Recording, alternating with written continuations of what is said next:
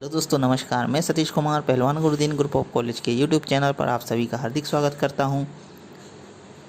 पिछले वीडियो में हमने चर्चा की थी आतंकवाद के बारे में तथा आतंकवाद के प्रमुख कारणों के बारे में। आज हम बात करने वाले आतंकवाद की समस्या के समाधान हेतु सुझावों के बारे में। अगर अभी तक आपने हमारा चैनल सब्सक्राइब नहीं किया है तो कृपया चैनल सब्सक्राइब करें, लाइक करें, कमेंट करें, शेयर करें। तो आइए दोस्तों शुरू करते हैं। आतंकवाद से हमारी लोकतंत्र की जड़ें टूट रही है। इसको उखाड़ फेंकने के लिए पाकिस्तान तथा ईसाई मिशनरियों का हाथ है। इस संबंध में 5 अगस्त 1993 को 2 घोषणाएं की गई थी, जिसका आशय आतंकवाद के लिए कौन उत्तरदायी है। इसके अंतर्गत पूर्वोत्तर भारत के पादरियों की घोषणा। इसके अंतर्गत 20वीं शताब्दी के अंत में तथा 21वीं शताब्दी के प्रारंभ होने तक संपूर्ण पूर्वोत्तर, विशेषकर अरुणाचल, मेघालय, मणिपुर, मिजोरम, त्रिपुरा और नागालैंड हमारे अधिकार में होगा। दूसरा, अवकाश प्राप्त लेफ्टिनेंट जनरल हमीद गुल की घोषणा। इसके अंतर्गत पाकिस्तान 2 डूबती नावों के बीच स्थित है। एक ओर पूर्व सोवियत यूनियन है और दूसरी ओर भारत है। सोवियत यूनियन की नाव डुबाने में मेरी महत्वपूर्ण भूमिका रही है। अब मैं भारत की नींव डुबाना चाहता हूँ।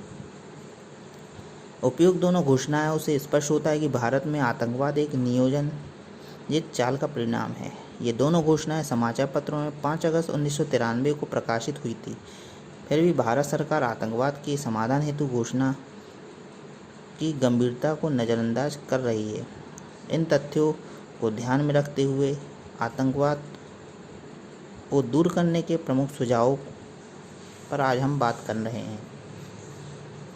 हमारे देश में यह मान्यता रही है कि पुलिस या सेना के प्रवेश करने से मंदिर या दरगाह की पवित्रता खंडित हो जाएगी। इसी का लाभ उठाकर स्वर्ण मंदिर एवं हजरत बल मंदिर में आतंकवादी शरण लेते रहे हैं तथा हथियारों को छुपाते रहे हैं। कानून के अनुसार सेना और पुलिस इनमें प्रवेश नहीं कर पाती, जबकि मंदिर और मस्जिद की पवित्रता अपराधियों, देशद्रोहियों को छुपाने से खंडित होती है, सेना या पुलिस के प्रवेश से नहीं। अतः पुलिस और सेना को आतंकवादियों को कहीं से भी पकड़ने के लिए अधिकार प्राप्त होना चाहिए। इन अधिकारों के अभाव में आतंकवाद पलते जा रहे हैं।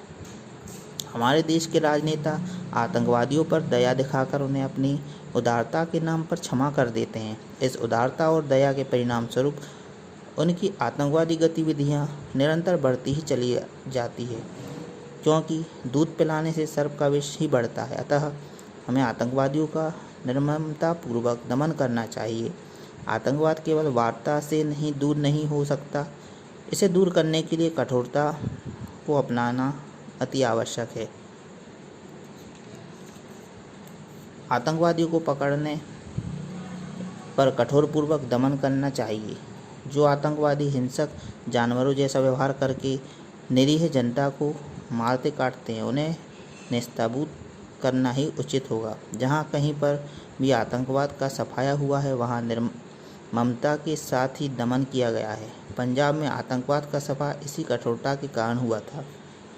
आतंकवाद को रोकने के लिए अपनी सीमाओं को सुरक्षित कर लेना परम आवश्यक है। इन सीमाओं से ही आतंकवादी घुसपैठ होती है। सीमाओं पर पूर्णतः सेना तैनात कर देनी चाहिए तथा नागरिक आबादी को सीमा से दूर कर देना चाहिए। यदि सीमांत क्षेत्र सुरक्षा पट्टी के अंदर ले लिए जाएंगे तो आतंकवादियों की घुसपैठ पर अंकुश लगाना आसान नहीं हो पाएगा। भारत को अपनी सीमा पर अवैध सुरक्षा व्यवस्था करनी चाहिए। बिना इसके कोई भी सुरक्षित नहीं रह सकता। भारत यह बात बहुत अच्छी तरह से जानता है कि आतंकवादियों के अड्डे पाकिस्तान में स्थित है। फिर भी भारत की ओर इन अड्डों को समाप्त करने के लिए कठोर कदम नहीं उठाया गया है और न दबाव ही बनाया गया है। भारत को पाकिस्तान के विरुद्ध सक्रियतापूर्वक इन अड्डों को समाप्त करने के लिए अंतर्राष्ट्रीय स्तर पर अभियान चलाना चाहिए।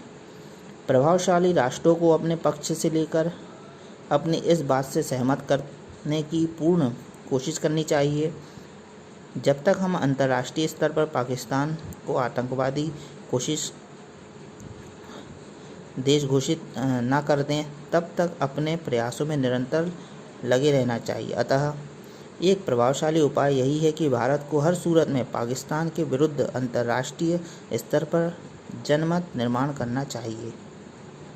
हमारे देश का यह दुर्भाग्य है कि केंद्र में किसी पार्टी की सरकार होती है तो राज्य में उसकी विरोधी या अन्य किसी दल की सरकार होती है। इसके परिणाम स्वरूप केंद्र सरकार एवं राज्य सरकार में तालमेल नहीं बैठ पाता।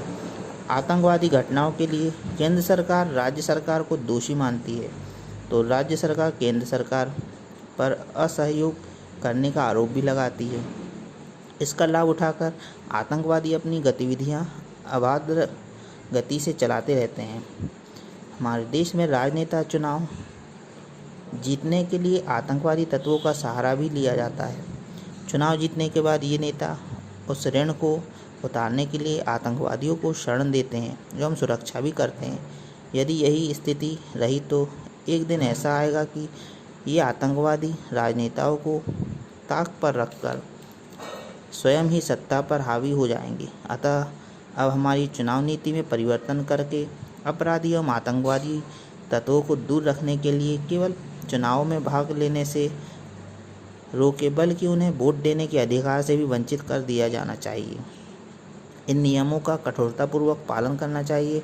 जब तक चुनाव नीतियों में परिवर्तन नहीं होता तब तक हमारे देश में आतंकवाद का सफाया होना कठिन है। हमारे देश में राजनेता अपने व्यक्तिगत हितों को राष्ट्रीय हितों की तुलना में अधिक महत्व देते हैं, जिससे आतंकवादियों के हौसले निरंतर बुलंद होते जाते हैं। यदि सभी राजनेता अपने व्यक्तिगत हितों को तुच्छ मानकर राष्ट्रीय हितों को वरीयता देंगे, देश के लिए स्वयं को अपने परिवार को भी न्यौछावर करके यदि इन आतंकवादियों का सामना करें तो निश्चित रूप से आतंकवादी स्वतः ही नष्ट हो जाएंगे। देश पर हमले होते हैं, नेता छिपने के लिए स्थान ढूंढते हैं।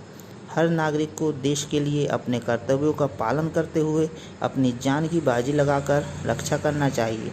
यदि इस स्तर की राष्ट्रनिष्ठा प्रत्येक व्यक्ति में जागृत हो जाए तो यह निश्चित है कि हमारे देश की सीमा को कोई देखने तक की हिम्मत नहीं कर सकता। आतंकवादी राजनेता के या उनके पारिवारिक सदस्यों का अपहरण करके अपने लक्ष्य को पूरा करने के लिए मजबूर करते हैं। इससे राष्ट्र टूट सकता है। अतः किसी नेता को अपहरण की राजनीति में ना पड़कर राष्ट्र सेवा में अपना सर्वत्र न्यौछावर कर देना चाहिए। राष्ट्र सेवा से बढ़कर कोई धर्म नहीं होता। आतंकवादी यदि अपहरण करे तो ईंट का जवाब पत्थर से देना चाहिए। कभी अपहरणकर्ताओं के समक्ष समर्पण न करें।